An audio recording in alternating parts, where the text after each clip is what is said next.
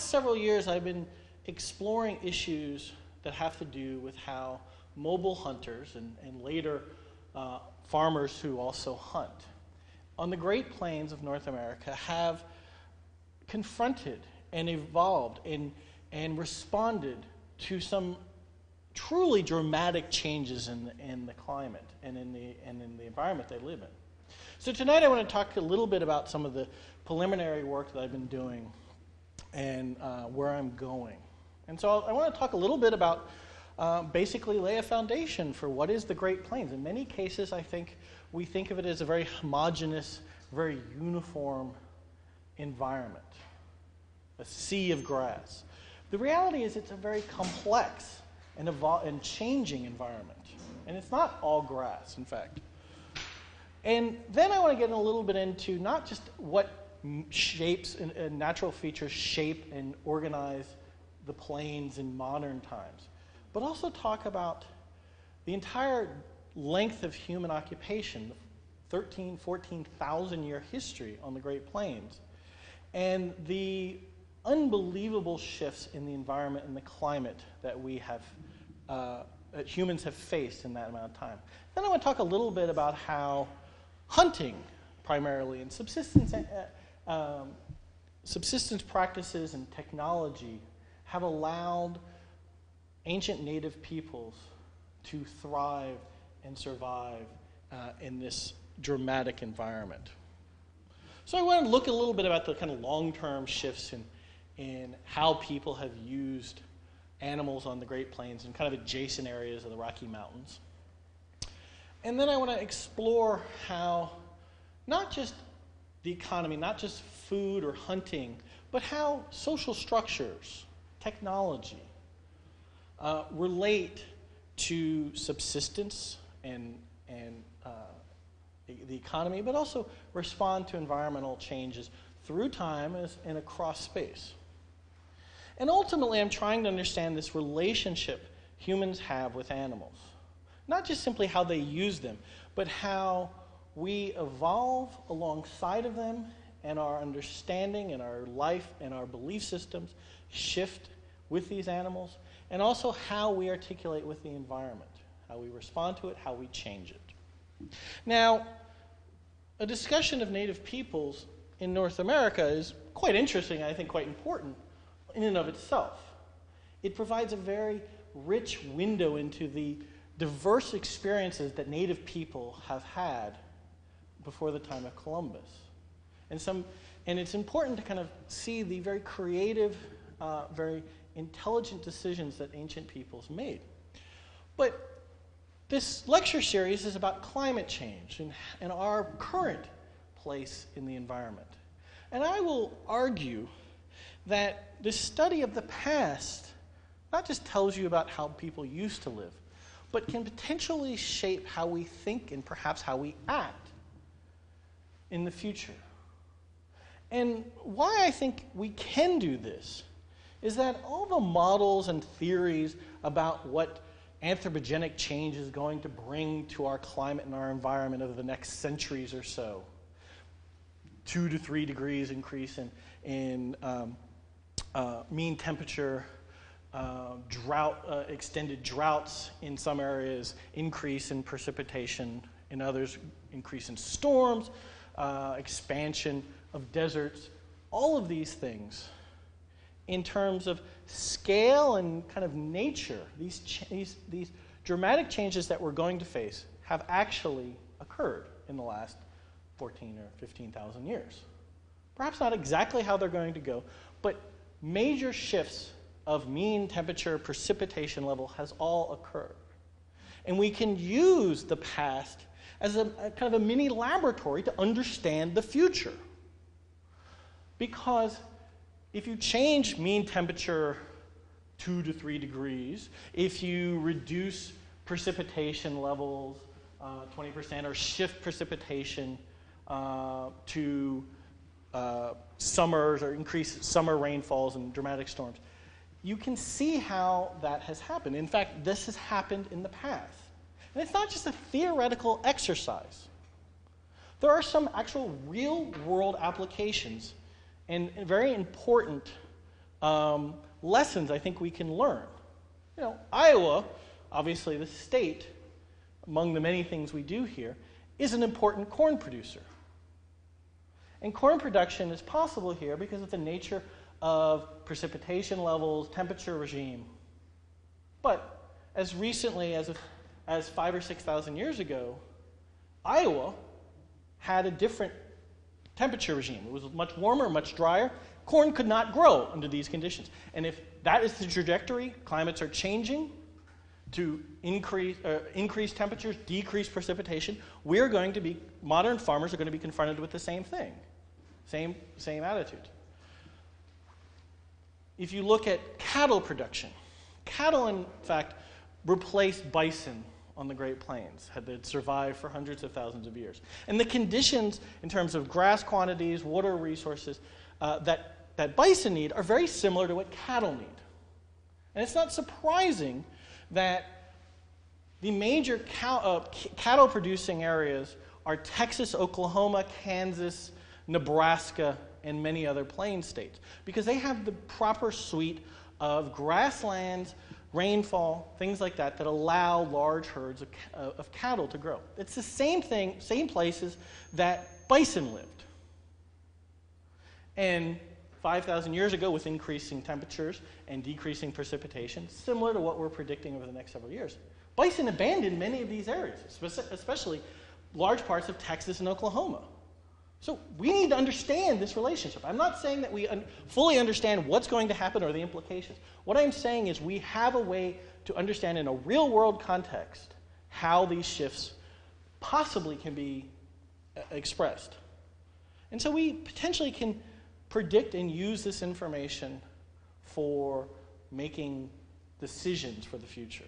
Now, I'm not going to necessarily talk about either of these things. I just want it to be aware that this kind of study and these kinds of data are applicable to more than just esoteric studies of the past. Now, I want to talk a little bit about what's the plains. And anyone who's taken children driving across the plains, or as I have, taken field school students, you're always confronted with, oh, this is so boring, it's so flat, it's so uniform. And we often think of the Great Plains as this very homogeneous sea of grass. It's not. It's a very diverse landscape. The grasslands on the eastern realm are very different species than those in the west. In the south, the nature of the grass are quite different than the north. In fact, this eastern boundary is really a prairie grassland savanna. It's a mixture of trees and grass. Whereas in the west, it's a pure short grass. The species of grass in the east are completely different than those in the west. It's not just simply they're different species. They act differently. They bloom at different rates. They grow, obviously, at different heights. Those in the east are very tall grasses. They have very long stems, very little seeds. They are quite different than the short grasses there. Animals that survive very well in the east do not survive very well in the west because their diet and their habitat is different. The major river valleys are not grass at all. They're often riparian woodlands. Not many people realize this, but actually the southern high plains of Texas, which is one of the flattest, most barren areas of Texas, of anywhere in the world, in this very short grass plain, actually has one of the densest oak forests anywhere in the globe. It's just that they're shrub oaks. They never get above kind of mid-calf. They're these little shrubs. But they're actually one of the densest forests anywhere in the world.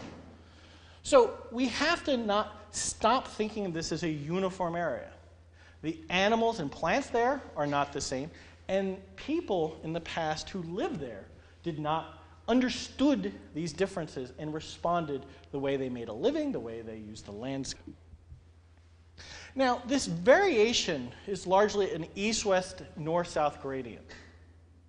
And it has all to do with the relative rainfall and evaporation across the area. In the east, the eastern plains get at least twice as much rain as the west. Moreover, not just that more precipitation falls in the east than in the west, but the differences in temperature cause evaporation of that surface water to be greater.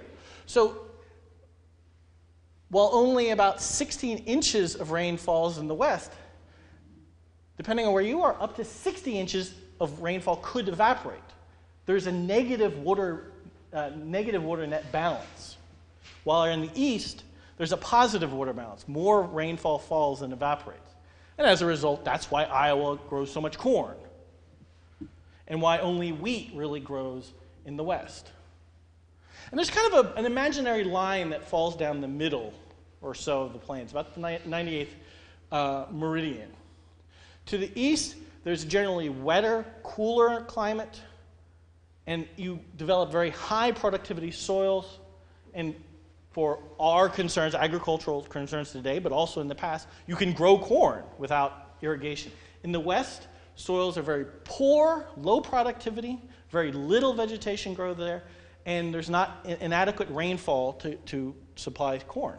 So native peoples living on either side of this line have to work and have to deal with very different conditions. And when they make a living, they have to kind of accept and respond to these changes. Now, ironically, while the western plains are not very good for human corn farmers, they're wonderful for large herbivores such as bison. Those short, dry grasses in the west actually are more nutritious and higher, better kind of flavor, as it were, if you were a bison eating them. The tall grasses in the east spend all their energy on these kind of stems that have very low protein, very high carbohydrate levels. They're not very nutritious for an herbivore to eat. But in the west, these short grasses, even though productivity is lower, the quality of the grass is higher. And so there's going to be an east-west gradient not just of climate, but of where animals are found. In the east, they're going to be less, if present at all, they're going to be lower numbers, and as well as from the south to the north. They're going to increase from south to north and east to west. So if you're living today or 10,000 years ago in Wyoming and Montana, parts of the Dakotas, it's going to be a very different lifestyle and a very different opportunities for you than if you're living in Oklahoma and Texas or even in western Iowa. But these are the conditions today, and these general gradients, these east-west, north-south gradients, continue through time, but the environment was entirely different. When people first entered the Great Plains, at least 14,000 years ago, perhaps much earlier, but we know at least 14,000 years ago, they lived in a climate and an environment unlike anything that exists anywhere in the world today. This time period is called the Ice Age, and one of the reasons it's called the Ice Age is because it was much colder. This is a graph. It doesn't really matter what the specific graph is, but it's a graph of temperature reconstructions for the Great Plains based on Lee Norton, some colleagues' study of the carbon contained in ancient soils.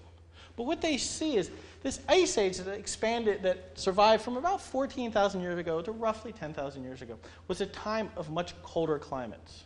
But it wasn't just simply colder. And when I mean colder, I mean 3 to 5 degrees colder than today.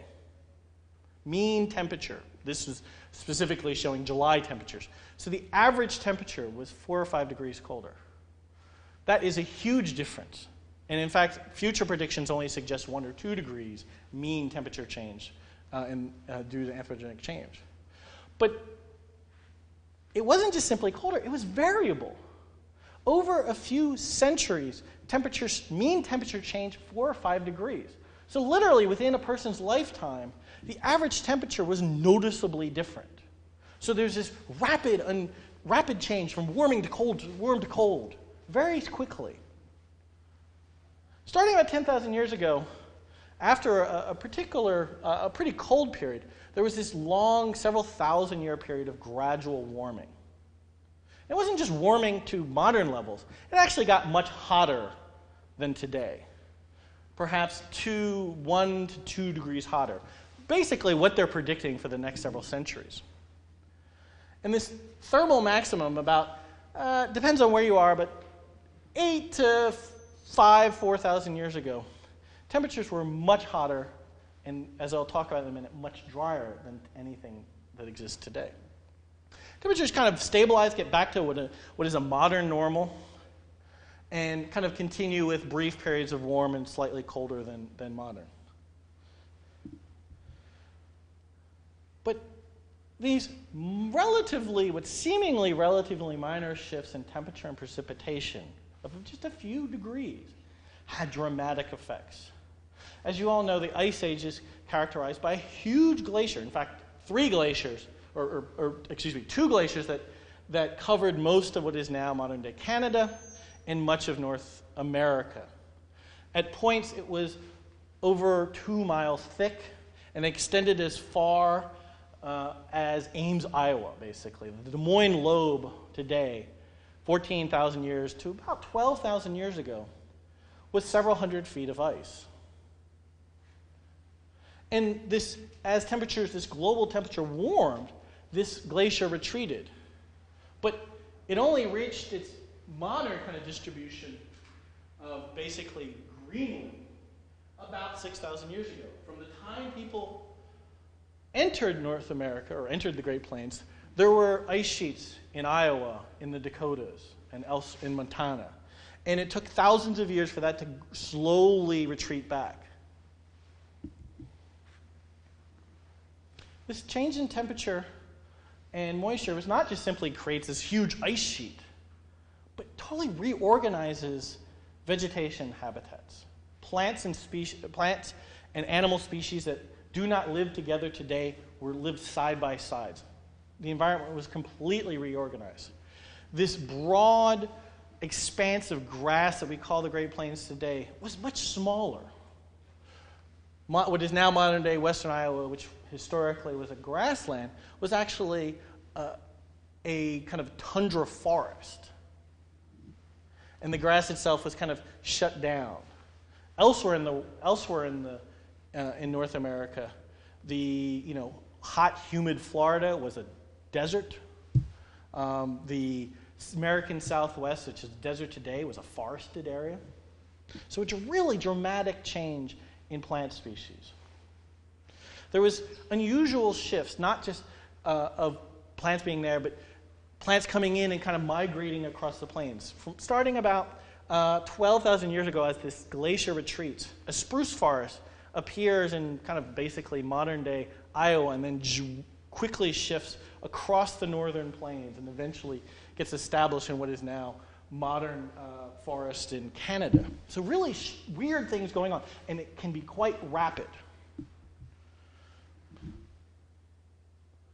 It wasn't just plant communities that were shifting, animal communities. At least 30 species of primarily large-bodied animals, such as the mammoth, the horse, a camel, the ground sloth, as this museum, Rusty, is known, llama, all occupied the Great Plains.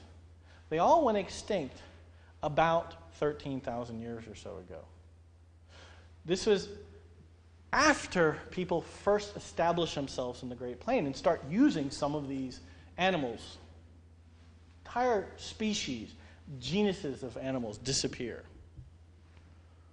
But the climate doesn't stop changing just at the end of the Ice Age as the glaciers retreat.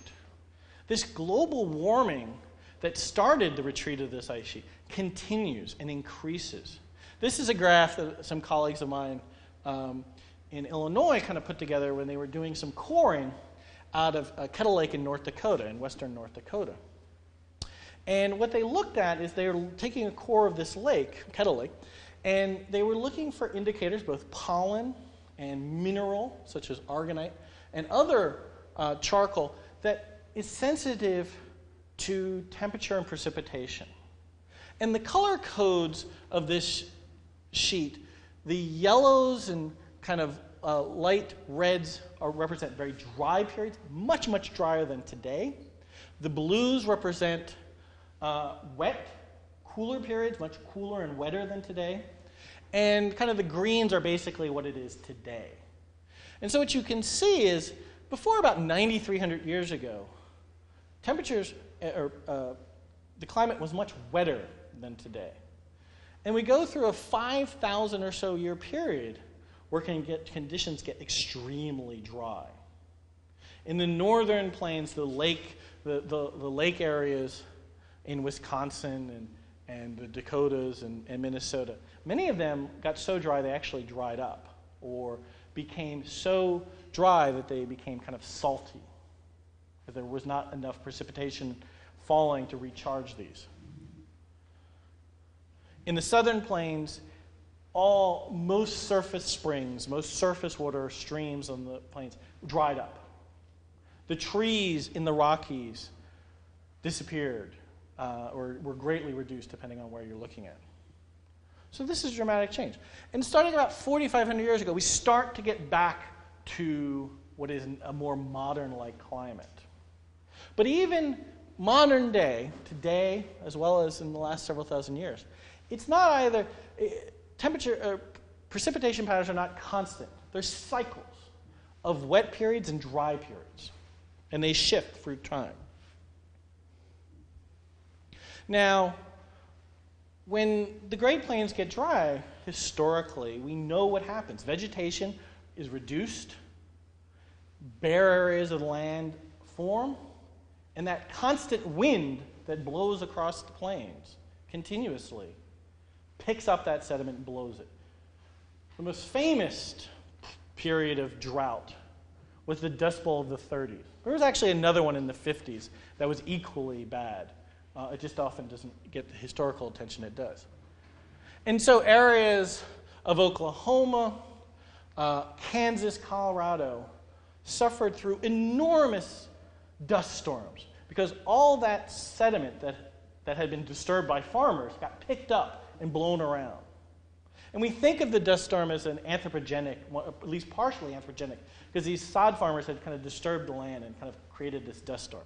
But these storms were huge, lasted often for days or more, and covered not just the plains, but actually continued over into the East Coast and elsewhere. What's shocking is we can actually see evidence of these enormous dust storms. Along old fence rows, dunes appear, and deposits of all this dust and sand get formed. No matter how bad, and it was truly horrible, the Dust Bowl was in these dust storms, it was nothing compared to the dust storms and the dune blowing and the sand blowing during this 9,000 or 10,000 to 5,000 year period, 4,000 year period. There were enormous dunes with meters of deposition across much of western Nebraska, parts of Kansas, Colorado, Texas, Oklahoma. And these dunes were activated and enormous amounts of sand were moved because conditions were so dry that there was just simply not enough vegetation in the ground to hold that topsoil down. And so this period from about 9 or so to 4,000 years ago was a time when sites across the plains, from south into Texas up into even Minnesota, were huge dust storms and huge sand deposits forming during this whole period. And with the cooling, slightly cooling and wet and increases in precipitation after about 4,000 years ago, those huge dust storms kind of decreased. It didn't disappear because, again, there was these cycles of dry period, but these smaller dunes appeared. And what we see is this mid-Holocene drought was much worse in the southern plains than it was in the northern plains. Again, getting on this north-south gradient. And finally, the species that occupied the Great Plains varied through time in response to long-term environmental shifts. We think of bison as the typical species, the keystone animal that defines the plains, and certainly an animal that native peoples relied on extensively. It's hard to exactly know how many bison were out there. Estimates, at least for historic times in the late 1700s, early 1800s, vary quite a bit, but there was probably at least 6 to 30 million bison out there. The exact numbers are hard to pin down. But recent genetic evidence by a series of researchers have started to look at looking at genetic indicators that suggest different differential levels of inbreeding that can give you hints about the overall reproductive population out there. And this genetic information, looking at ancient bison bones from across the Great Plains and elsewhere in North America, suggests that the millions of animals that occupied the Great Plains in historic time was actually historically low for the last 20 or 30,000 years, or 100,000 years. And that the maximum number of animals living on the Great Plains was probably at 30,000 years ago, and it was perhaps as much as 200 times, 250, 230 times larger than modern or historic herds. And that with the onset of harsh glacier conditions around 30,000 years ago, that population crashed. And it didn't crash with the appearance of people. It actually started before that. But the first native peoples in the Americas were actually surviving and hunting a diminishing population that bottoms out about 10,000 years ago. Ironically, right when the really dry period begins. And that population starts to rebound, and what we think of as historic levels of bison probably only established in the last 2 millennia or so. So I want to use all of these kind of environmental indicators to get kind of a baseline, an environmental kind of baseline for what hunting must have been like. And there's clear periods where hunting would have been a very easy, very productive period, as well as areas where at times it would have been poor. And what we see is the earliest people that entered the Americas was actually during a time where hunting was productive, but it actually was only getting better. It had reached a minimum point in terms of the number of animals and types of animals out there. But this drought, especially in the central and southern plains, would have been a very difficult time. Grass conditions, moisture availability was just so low that animal populations would have greatly suffered or at least abandoned these areas because they couldn't have survived. But the last 4,000 years, especially the last 2,000 years, conditions would have been ripe for very productive hunting. Lots of animals out there. But again, we have to understand a gradient, that certain conditions are very productive for hunting, and especially big game hunting, such as bison, but also other large game, such as deer and that, where bison, for example, would have been very abundant in the northwestern plains, but very poor in the eastern kind of tall grass and prairie savanna, forest savanna areas of the east. The southern plains would have been less productive, although bison would have been there, than in the north. So let's look at this. And so my approach has been to look for data from at least almost 500 components, levels, from roughly 250 archaeological sites from across the plains, from the Missouri River to the Rocky Mountains, from central Texas to southern Alberta. That looking through kind of published literature and my own excavations and research to understand what kind of animals were used, what parts were present, what species were being occupied, how frequently were they being used, and understanding how people kind of hunted and consumed these animals. And so you can break down the human history of the Great Plains into kind of five or six periods.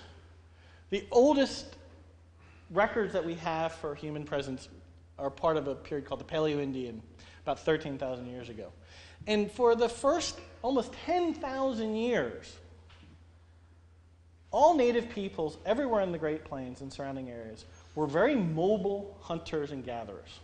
They didn't really establish permanent settlements. They didn't live in large villages. They were not relying on agriculture at all. They lived off the land, what they could gather and hunt. Starting about 2,500 years ago, things started to change. People became, populations increased. People became a little more sedentary. They still moved around a little bit. And while they started to take some agricultural products and start to be incipient farmers, they really weren't invested in farming. They still relied mostly on what they could hunt and gather for their food.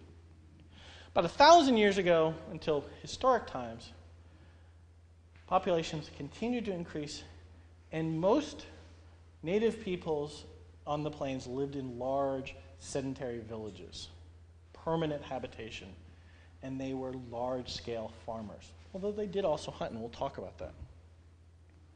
Now, this view of how native peoples survived our concepts and our models of the past have changed dramatically over time.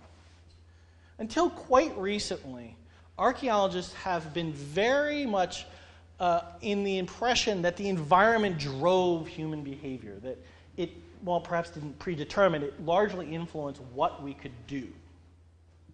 And humans were just simply responding to these changes. And so they believe that the first people that entered the Great Plains lived in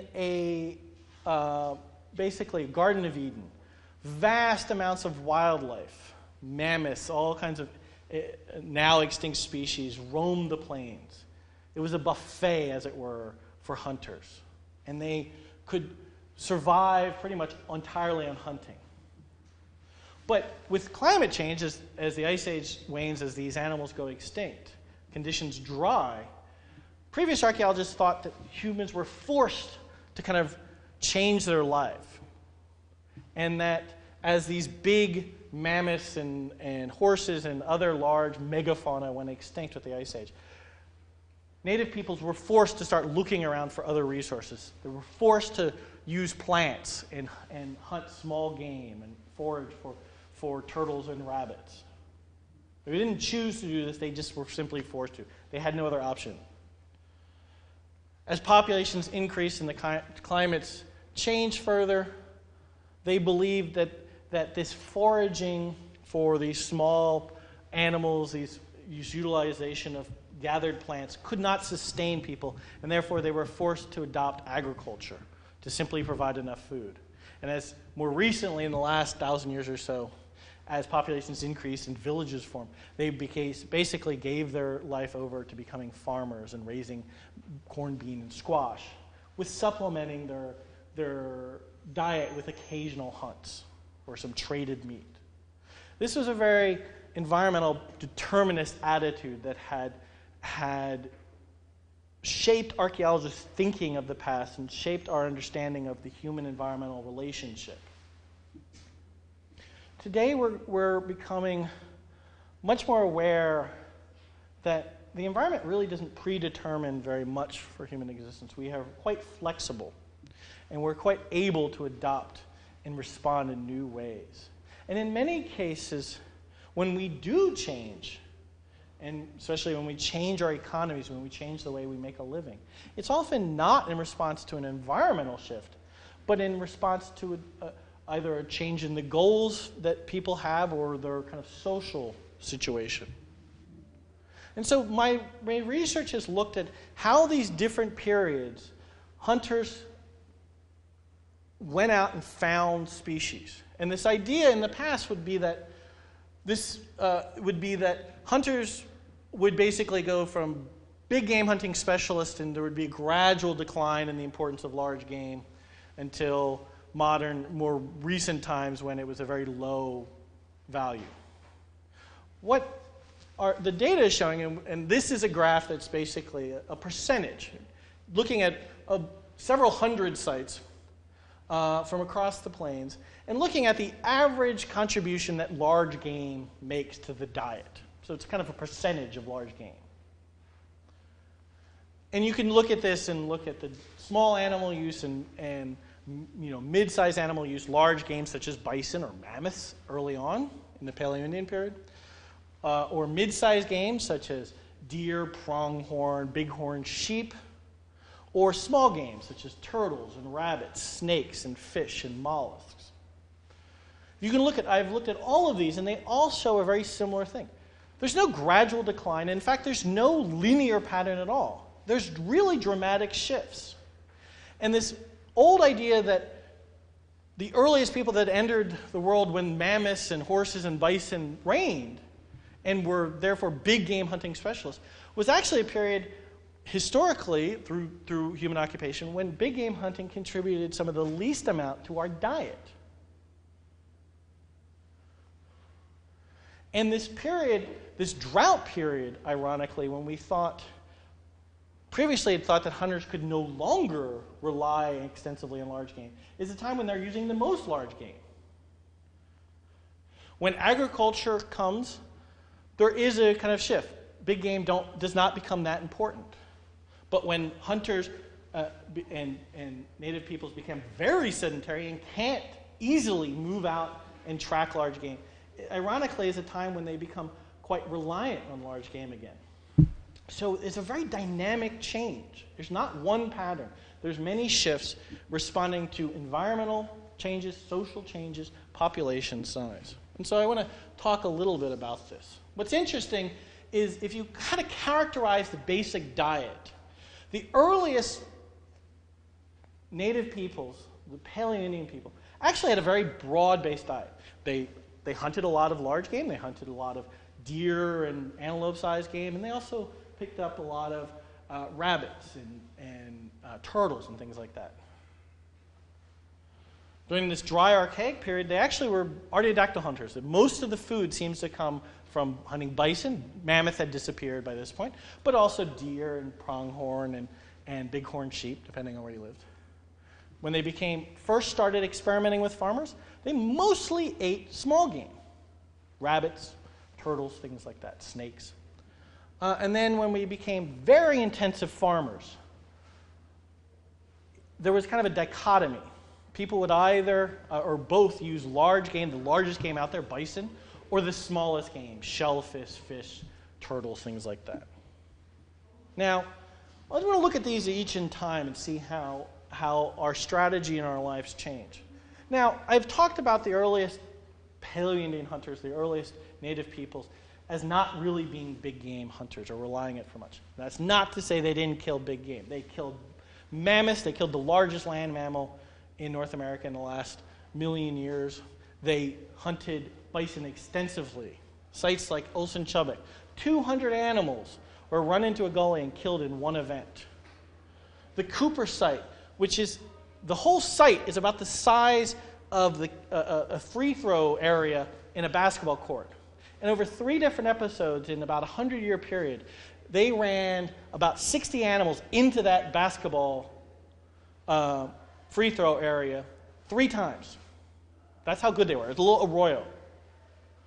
Colby in Wyoming is a classic example where they likely killed almost 10 mammoths. But these extraordinary hunts, these big kills, were unusual.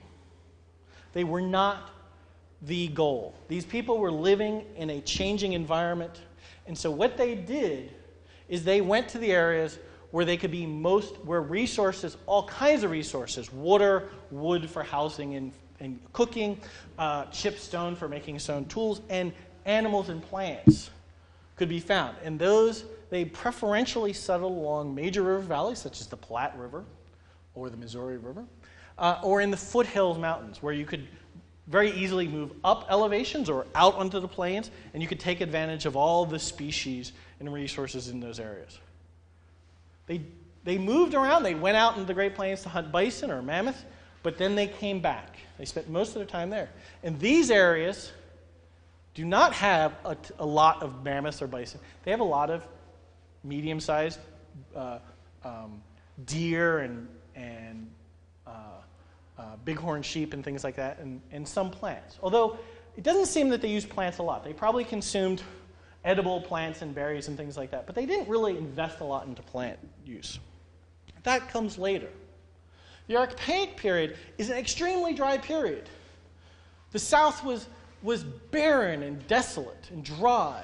Dunes were dominant. The northern lakes were drying up. But people didn't abandon the plains. They responded. And one of the ways they did it is they went to areas that they knew would be wetter. So they went to the kind of the northwestern plains where they were kind of insulated a little bit from this drought. And they also came, and this is where Iowa is important in plains prehistory, they came east to areas such as western Iowa to continue that. And they started to preferentially use certain areas that had good resources. And they continued hunting, and in fact, in many cases, they expanded their hunting. And one of the reasons they could do that was this drought preferentially affected the west. But what it also did was shifted the climate in the east. It made it drier. But since it already was a pretty wet environment, drying it didn't get it too bad. But it brought in a bunch of grasses, short grasses, that bison loved. So western Iowa is this refuge of big game hunters and parts of Nebraska, parts of Minnesota and elsewhere, where what had been kind of a western-style grassland that bison loved kind of shifted east as things got drier. And the bison hunters followed them. So they didn't have to change their life, even though they were confronted with major shifts in their lifestyle. So ironically, in many cases, western Iowa was really good for bison hunters during drought periods. And during wet periods, it's actually not very good. But they also did a lot of other things. Even in the worst, driest place, the southern high plains of Texas and New Mexico, people at least made short trips onto the plains. But they went to areas where they knew were inhabitable and also would attract animals. Mustang Springs, kind of in the southern high plains and Blackwater Draw in New Mexico, the Texas-New Mexico border, are actually kind of low river valleys that didn't have surface water, but had sands just below the surface that had springs that remained wet. And people could dig actually little wells, and in fact dozens of them, to extract some of that water. And that would create environments that would attract animals, and they could use those for hunting. So they kind of shaped the environment to perhaps allow them to live, but also provide them opportunities to get a meal when needed. But they didn't just hunt animals. They also invested in new technologies to take better advantage of the food that was available, both the plants and the animals. And they didn't just eat new species. What they did is they processed them and collected them in ways that made them more productive, that gave them more food value. So they started grinding up seeds and making a mush that would allow better edibility and digestibility of seeds that are very hard for us to break down. They created new tools for harvesting efficiently large amounts of plant remains. So they would put a lot more energy and technology and effort into collecting plants and processing them, but they got more calories and more nutrients out of it. And they continued to hunt animals, but they were trying not just simply to take advantage of the meat or fat that was easily butchered off a carcass, but to take advantage of all the nutrients available in that carcass. And they started what's called bone grease extraction. They would take those bones, and previously they would just kind of butcher the flesh off the animal and take what meat was available. But now they did that, but they also took the bones and started cracking them up and boiling them to extract the little bits of grease and fat in the bones.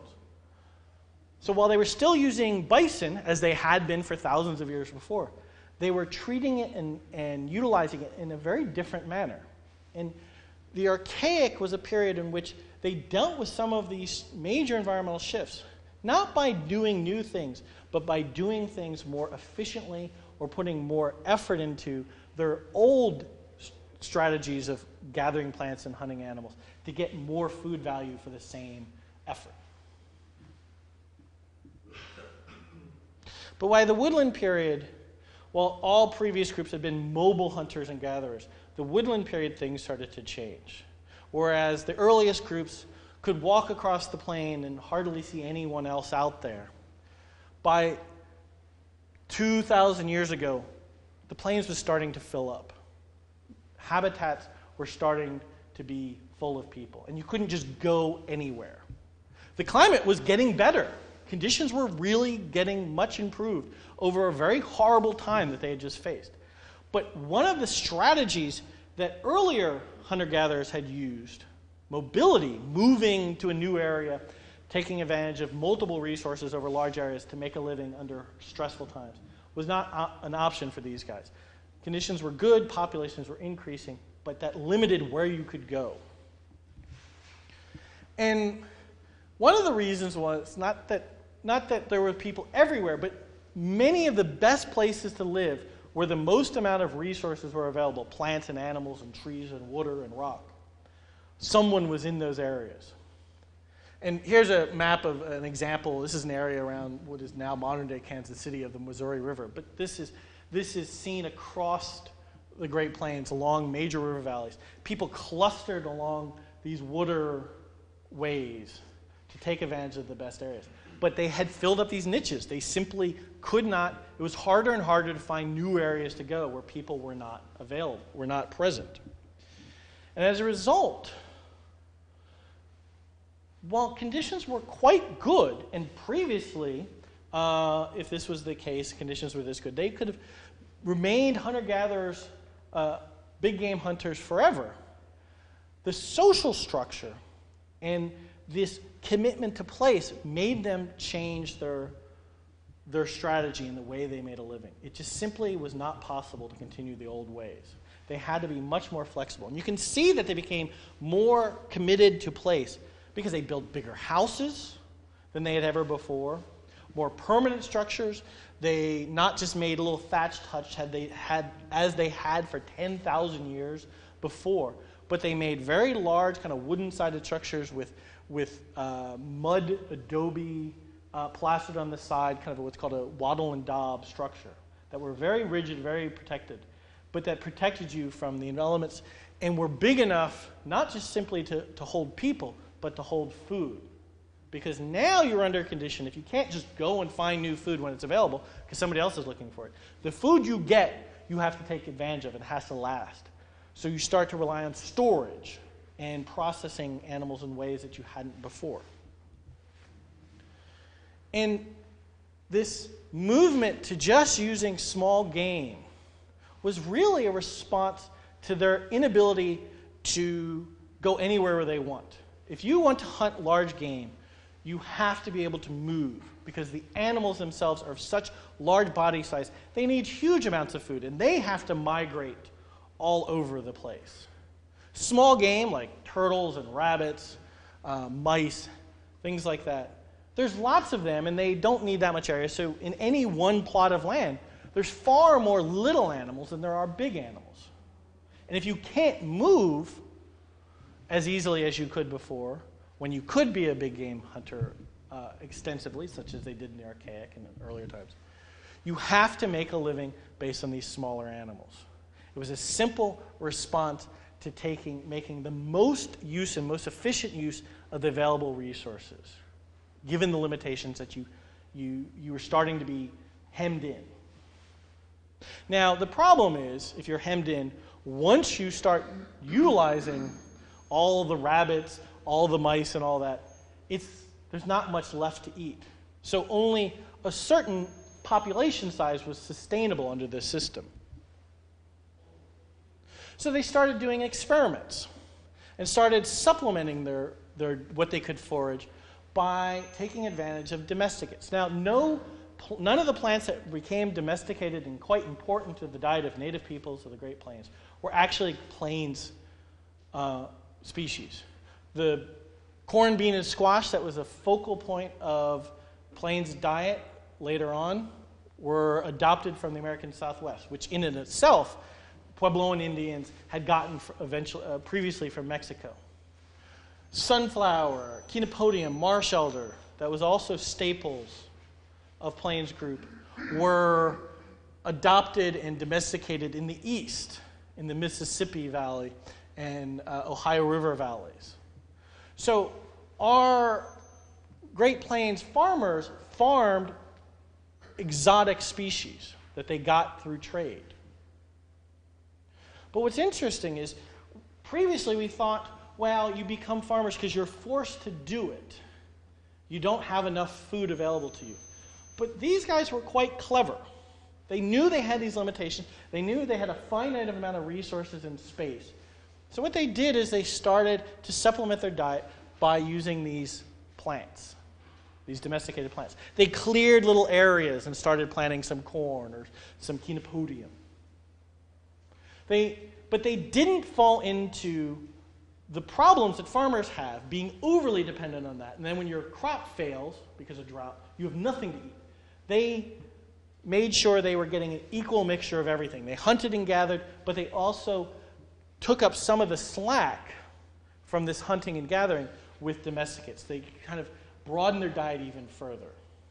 And a very creative and valuable use. And what's interesting is they never let themselves get too committed to plant farming. They still allowed themselves to utilize a lot of plants. So while they planted corn, they never made themselves susceptible to environmental catastrophe or economic catastrophe by being overly reliant on it. But they had to utilize what's available. And that's one of the reasons why big game becomes less common, because they started focusing local. Place matters. Now, the last 1,000 years, things change. Populations increase. Social organization increases. This flexible, broad diet strategy just simply could not support the mouths. So they had to do a couple things. They started to become much more intensive farmers. They spent a lot more time clearing areas, planting crops, irrigating it when possible, placing their villages along the best land that they could farm. But they also they invented some new technologies. They started to rely more on trade for food and other items. And ironically, where woodland groups had moved away from big game hunting, these guys went the opposite way. They became, in many cases, big game hunting specialists, or reliant largely on big game.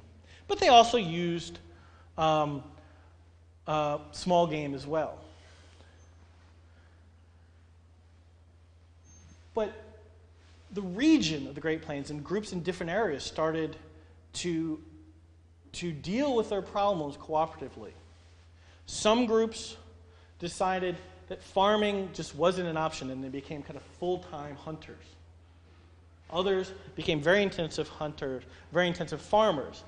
And while hunting provides you some nutrients, such as fats and proteins, it's often not reliable, and it often doesn't give you kind of carbohydrates that can be stored for a long period of time. But farming, which gives you lots of carbohydrates and lots of storable food, is very poor in protein and fats. And so groups started to economically cooperate over vast distances. And 1,000 years or so ago, this intensifying this specialization that both groups were doing in many different directions led to what can only be described as industrial scale bison hunting. They were professional bison hunters that killed and utilized enormous quantities of bison on an industrial scale. They in fact created what could be thought of as little factory lines to process the tons and tons of animals they were killing. These industrial bison hunters were killing far more animals than they could consume, and it was a strategy to produce a huge surplus of food and hides that could be traded. Now, what's interesting is that right about this time, a new technology comes on that we think of as quite important.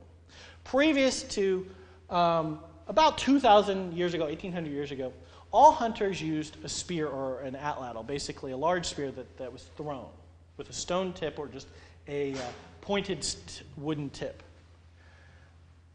Beginning about 1,800 years ago, but really becoming much more common about 1,000 years ago, the bow and arrow appears. And what's interesting is the bow and arrow is not really a more powerful weapon. It doesn't have the impact factor that an atlatl, because the weight and the mass of an atlatl is quite powerful.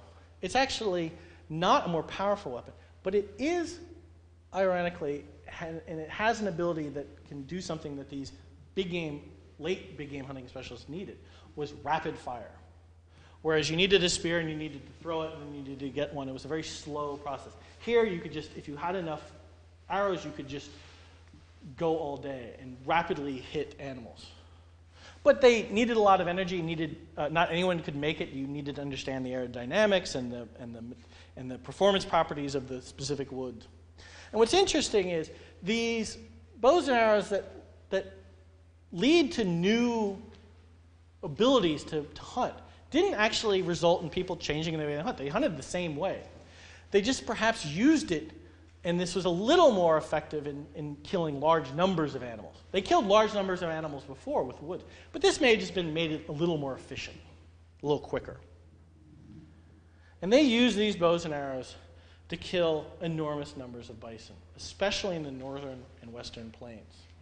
Sites such as the Vor site in Wyoming, Head Smashed in Alberta, but hundreds of other sites across, especially in the northwestern plains, the prime bison area, where an environment was perfect for supporting huge herds. They were killing bison by the thousand. These jump sites and other sites that created large traps, both natural and artificial, were killing hundreds or even potentially thousands of animals at one time. Now, they didn't do it every year, and they certainly, despite this hunting, and the scale is enormous. The Vor site is occupied for about 1,000 years. There's at least 25,000 animals killed. The Head Smashed In is a much larger site, actually a series of sites that were occupied from about 5,000 years. There's at least 125,000 bison killed at that site. That's probably an underestimation, because no one can actually dig that much bison up, no archaeologists. But what they did is they started to work communally. Whole villages, multiple groups would come together to kill these animals, and then, more importantly, to provide the labor to process the carcasses, to butcher the carcasses, to prep the carcasses, to make the bone grease, to make it a more portable, transportable food source. They were killing so many animals, the hunters themselves could never eat this much. It was just simply far more than any one group could burn. But these intensive farmers in the east that were in areas that were not as good for hunting made a perfect trade partner. They could get corn and other carbohydrates and other goods for meat and hides. So there became a regional economy of an industrial scale. And it provided a balance that provided each group with the needs of a balanced diet, adequate proteins and fats and carbohydrates, reliable, constant diet, because plants are not always available, animals are not always in the best condition. And it also freed up many of the demands that farmers need to stay in one place to grow their crop, but it opens up chances of catastrophic failure when droughts come.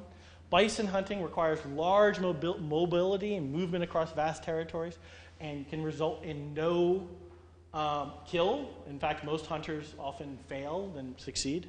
So this regional industrial economy provided security, predictability, and reliability over a vast territory. And so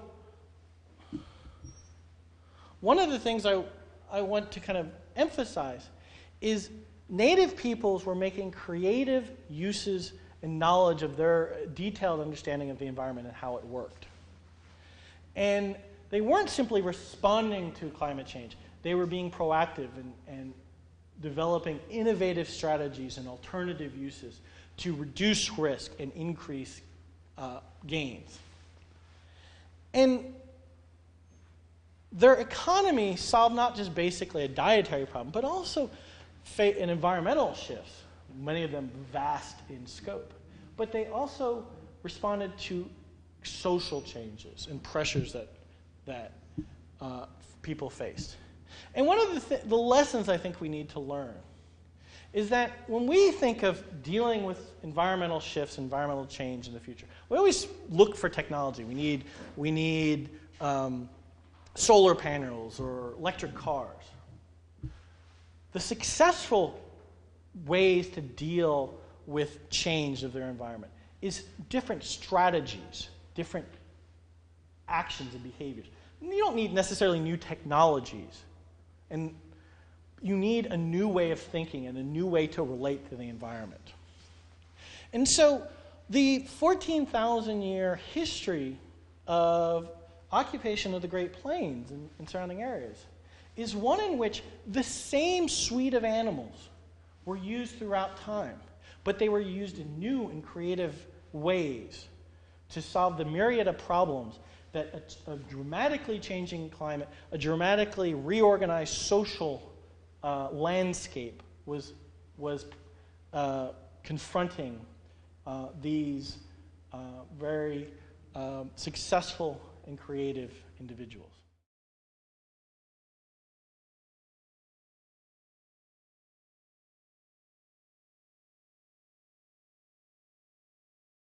Overhunting has very predictable effects on populations.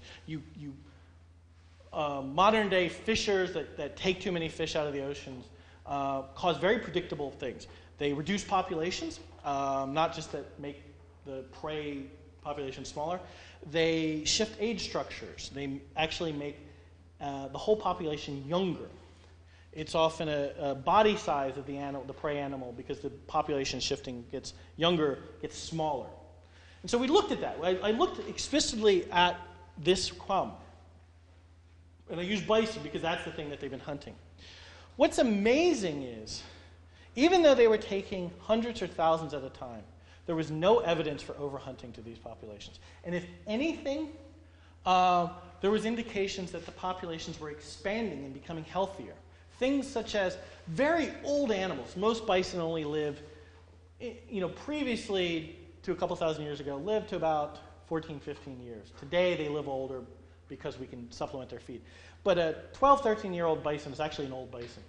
This late period when they're killing thousands of them, the number of really old guys, literally bison, what I call gummers, these bison who were so old their teeth were ground down, they'd lost most of their teeth, and they must have been just kind of like gnawing with no teeth onto this grass, were surviving. 20, 25-year-old bison were common. Young animals were also quite healthy. In very stressed populations from overhunting, the youngest animals are very susceptible to disease and die in great numbers. Young was prevalent. So, ironically, at the peak of hunting, the population, if anything, was healthy, if not growing and expanding. And I think one of the reasons is, even though they took a large number at one time and they decimated that group, they never focused just on one herd. So they would kill a large number in one herd, one reproductive herd, and then they would let it rest. And they would go to another area and kill the animal. And I think they had a strategy. I think they had a management strategy. They knew they couldn't overkill here and survive. So they kind of moved in different areas and didn't overstress one group or another. So yeah, I think they could have survived.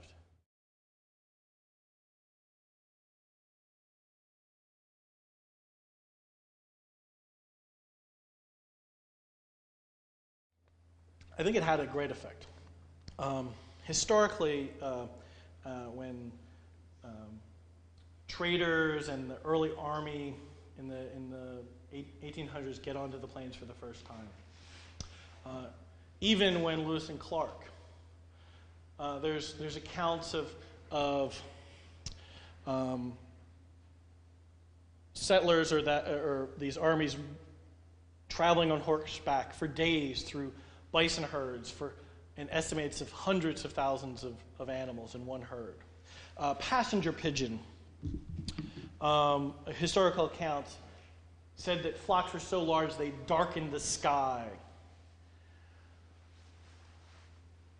It's very unlikely that these inordinately large numbers, and estimates historically range up to 70, 80 million bison.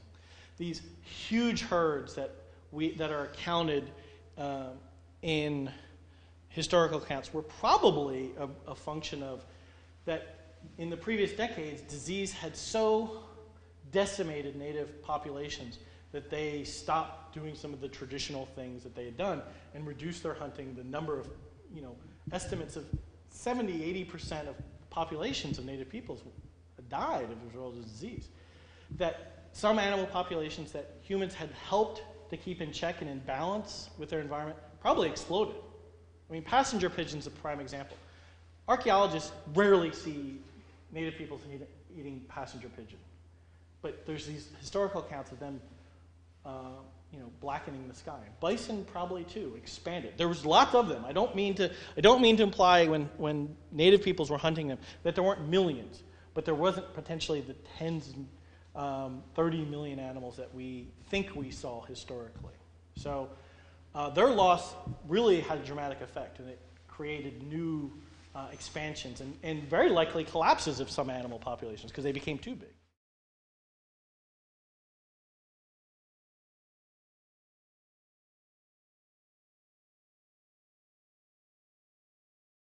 That's an ongoing debate. The mammoth, the horse, there's a lot of people, a lot of researchers that think that humans and human hunting caused the extinction of these large-bodied animals. I don't think so. I presented that one graph of populations of bison where well before we think the first people entered the Americas, populations of bisons were collapsing. They never went extinct at this period, but they collapsed. Horses we see the same pattern for horses. We've seen the same pattern for mammoths. This shift in change at the end of the Ice Age was really dramatic.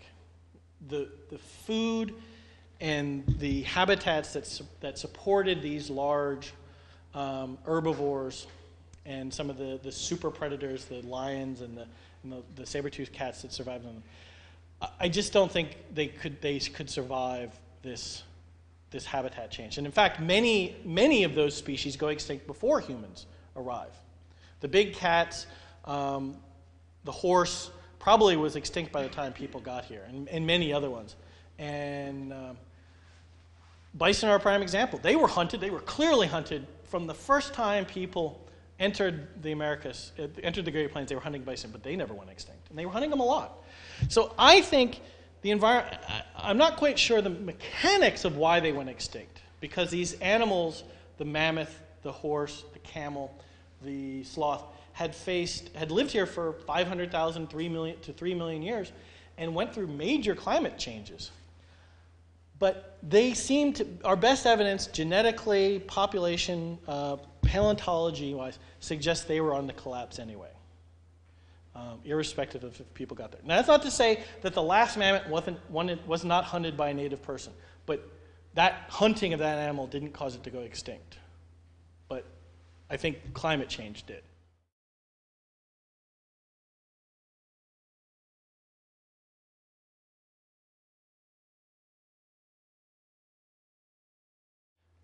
Genetically, they're the same species.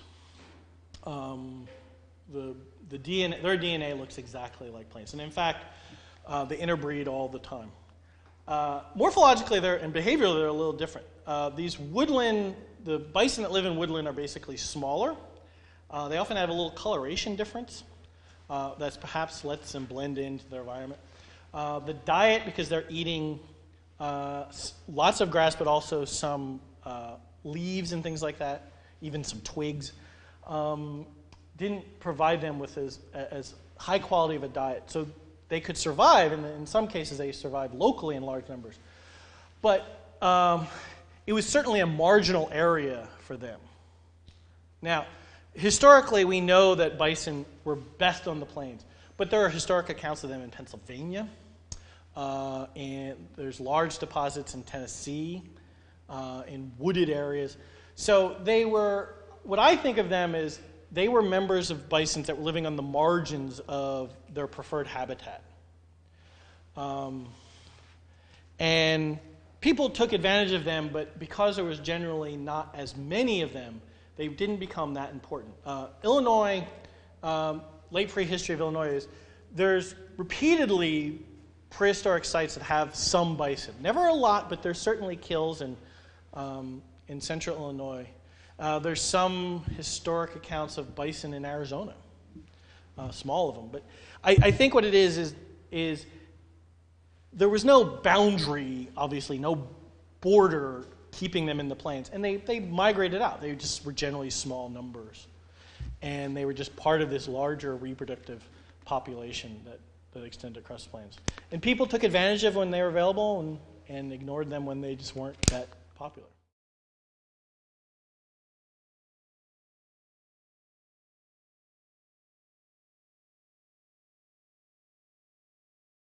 In terms of the bison, we used to think of them as large migrating that moved from the Dakotas to Texas. That was often historical accounts and little historical accidents. Somebody in Texas would see an albino bison, which are not common, but are not that rare. And then somebody else of similar time would see an albino bison in the Dakotas, and they would think it's the same individual that moved back and forth. We've started to do studies of trace elements analysis of the diet of these animals, the elemental composition of the plants that they consume represent the soils and bedrock in those areas, and it gets preserved in the bones.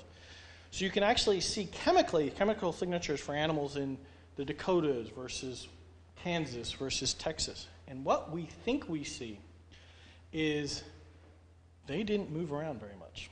There was lots of herds and lots of little reproducing populations, and individuals would kind of shift with their neighbor, but they probably, for most of their life, for a year, never went more than 100 square kilometers. So it's only 20, 30 kilometers, 10, 15 miles across, a circle 10, 15.